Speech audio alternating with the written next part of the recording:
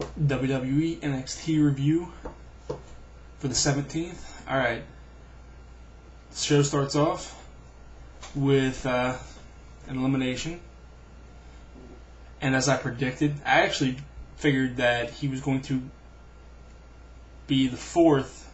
I didn't think he was going to be eliminated off the bat. I thought he was going to be the second eliminated tonight, but he was the first. Showtime Percy Watson was the first one eliminated. They started out with a rookie challenge where they all talked about a topic and stuff. And the funniest part of the whole situation was Kaval, low-key, Senshi, whatever you want to call him. He bust out in some weird, crazy rap, and it was kind of entertaining and everything. And then at the end of it, he mentions the words total nonstop action. And then, so Josh Matthews, who's a big fan of his, says, "Why did he do that?" And then Michael Cole chimes in and goes, "Yeah, he's an idiot." Because Michael Cole hates all the internet sensations. He hates all the Ring of Honor people, so that's to be expected. And then we have Zack Ryder coming out and defeating Michael McGillicuddy, which is good because whenever you hear Michael McGillicuddy talk, a.k.a. Joe Henning, Mr. Perfect Jr., he gets on my nerves so much. The guy's got a huge chip on his shoulder, so I think it's good that every time that he goes out there to have someone bring him down a peg or two. Since Zack Ryder's, mid-card, maybe low mid-card, to have him beat McGillicuddy, puts a stamp on McGillicuddy is not ready. And then we have Kaval defeating Husky Harris. Now, I think, I was sitting there thinking, okay, Kaval's going to be one of the final three, and Husky Harris is probably going to leave tonight, so of course he's going to lose. No real issue there. I saw that coming a mile away. Then we have Kofi Kingston defeating Alex Riley. Sadly, that is I saw that and I'm thinking, hopefully Alex Riley doesn't get eliminated because of this. When you see A-Riley lose, you're like, okay, hopefully this isn't their way of putting a loss on him before they send him out the door. But instead they made him look decent against Kofi Kingston, and then he lost. But it's not a big deal because when it got down to the final elimination, I was right, and Alex Riley survived. My vote counted. And as predicted, Husky Harris and Showtime Percy Watson were the two that were eliminated. If you guys saw my video reviewing Monday Night Raw, that's at the end of it. I guessed that Husky Harris and Percy Watson be the two that be eliminated, and they are. And then, but the surprising things were when they ask Michael Cole and Josh Matthews who they think should be eliminated and why, and who they think should win.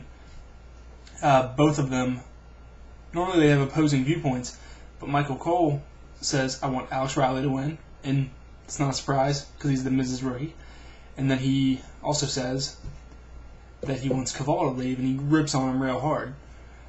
And then they go to Josh Matthews, and usually he would have the opposing viewpoint and would, vouch for Kaval.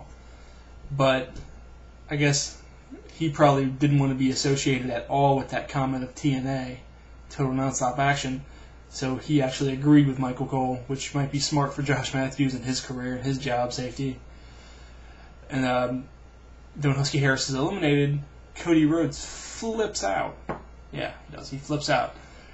And I would assume this is scripted because everything that went on ringside, but it had a feeling like it almost wasn't. So if that was scripted, good job to the WWE and all their guys on NXT and pros.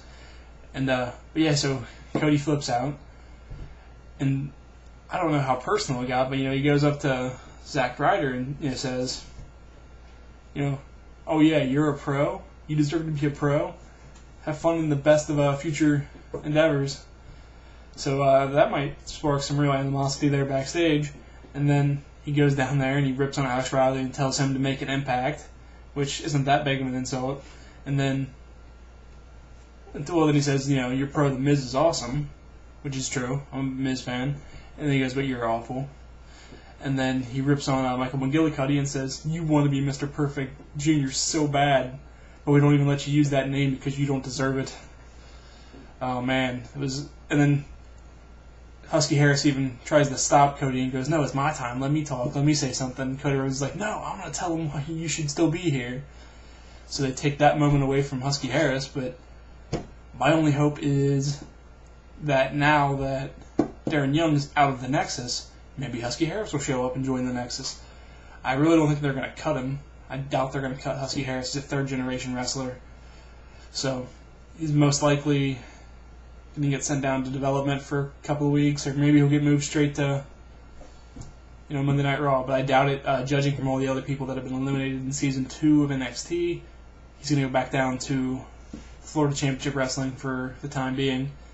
And who knows, maybe they watch NXT really, really carefully and say, okay, this guy's almost ready, this guy's not anywhere near ready and stuff. But only time will tell. And so we got 1 week where there won't be an elimination at all. It's next week. And then the next week after that, in 2 weeks, we're going to have the finals, so we'll find out who wins. I don't know if they're going to have any matches on SmackDown, or it might be a little early to, place my predictions on who wins. But I honestly think it's Alex Riley's going to win, and then it's going to be Kaval second, and then it's going to be Michael McGillicuddy third in the rankings when they give you a final ranking system. They didn't actually give people a ranking tonight. They just kind of scrolled like they do in a draft, like pictures of the guys' heads on the Titantron, and then showed who was eliminated. So we don't actually know who's first, second, and third, which could be good. But, yeah, so we don't know who's going to win. We don't even know who's ranked, in what order anymore, but that's my prediction. Alex Riley wins. Kaval comes in second. Michael McGillicuddy comes in third. For the time being, I am out.